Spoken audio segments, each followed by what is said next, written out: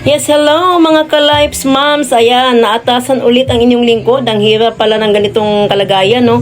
Yung ikaw yung secretary, auditor, ikaw yung videographer, ikaw na rin yung editor, ikaw lahat mga ka-Lifes Moms. So, ikaw na rin ang nagvo-voice over, ikaw yung nag-hosting. Aba, ay talaga namang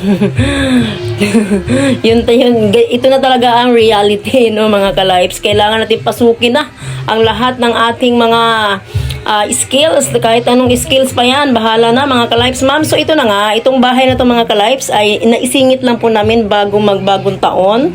Na-accommodate po namin itong client namin na ito.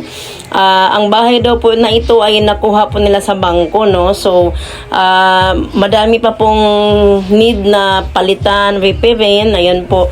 So, repair lang po totally ang ginagawa dito, konting renovation, yun, tinibag lang po ang lababo, ayan po.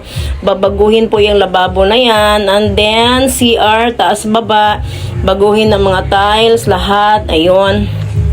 Pati na din po ang mga pagpintura sa loob ng bahay at sa taas po mga ka-Lifes. And then yung terrace yata ay palalagyan daw po ng bubong, and then pintura pa din. Ayun. So ito na nga mga ka-Lifes, aakyat tayo, no?